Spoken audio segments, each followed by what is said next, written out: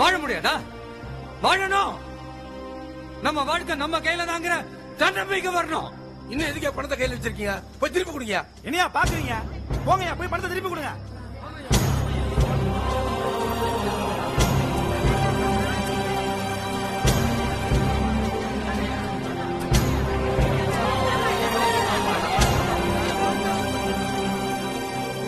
தம்பி, மினிஸ்டர் உங்களை கூப்பிடுறாரு.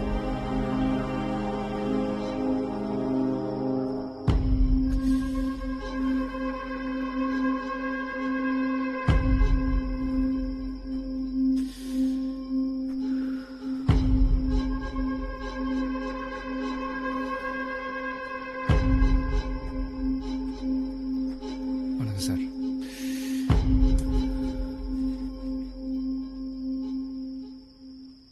நீங்க பேசினதையெல்லாம் இவ்வளவு நேரம் நான் கேட்டுக்கிட்டு தான் இருந்தேன் தம்பி. நீங்க ரொம்ப உணர்ச்சி வசப்பட்டு பேசுறீங்க. இருந்த வீடு வாசல் எல்லாத்தையும் இழந்துட்டு மாத்து துணிக்கு கூட வழி இல்லாம நிக்கிறவங்களுக்கு நான் வீடு கட்ட இடமும் பணமும் கொடுத்தா அது எதுக்கு நீங்க தடுக்கிறீங்க? நீங்க பணத்தை கொடுத்து இதே இடத்துல வீடு கட்டிக்க சொல்லியிருந்தீங்கன்னா நாங்க சந்தோஷமா ஏத்துக்கிட்டு இருந்திருப்போம். ஆனா நீங்க எங்க எல்லாரையும் இந்த இடத்த விட்டு காலி பண்ணல சொல்றீங்க.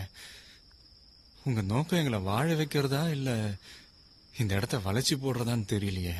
சரி தம்பி, எல்லாருக்கும் 10,000 ரூபாய் கொடுத்தேன். நீங்க என்ன எதிர்பார்க்கறீங்க? 1 லட்சம், 10 லட்சம்,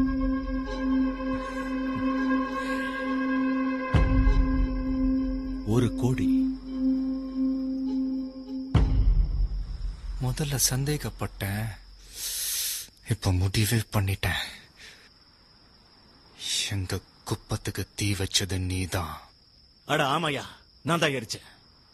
எனக்கு இந்த இடம் வேணும். உனக்கு என்ன வேணும்? ஒரு ஊருக்கே ஒட்டுமொத்தமா கொல்லி வைப்ப, அதை தட்டி கேட்டா பணத்தள்ளி வைப்ப.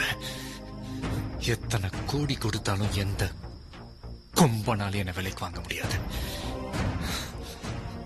நீதான் எங்க குடிசை எரிச்சன்னு சொன்னா எவனும் நம்ப போறதில்ல. இத போலீஸ்ல கம்ப்ளைண்ட் பண்ணாலும் எவனும் எடுக்க போறதில்ல.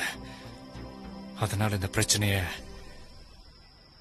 நானே டீல் பண்றதா முடிவு பண்ணிட்டேன். நீ யார்கிட்ட மோதிர தெரியுமாடா? பணம், பதவி, அதிகாரம்னு சர்வ பலத்தோட இருக்கிற ஒரு மந்திரி கிட்ட மோதிர.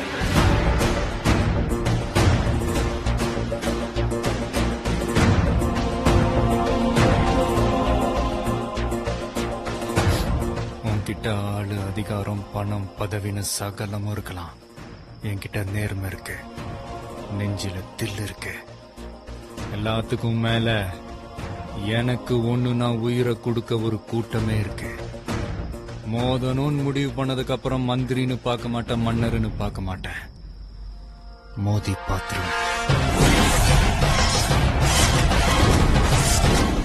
இப்போ சொல்றேன், இன்னும் 6 மாசத்துல இதே இடத்துல என் மக்களுக்கு நான் வீடு கட்டி கொடுப்பேன். இது சவால் இல்ல, சத்தியம்.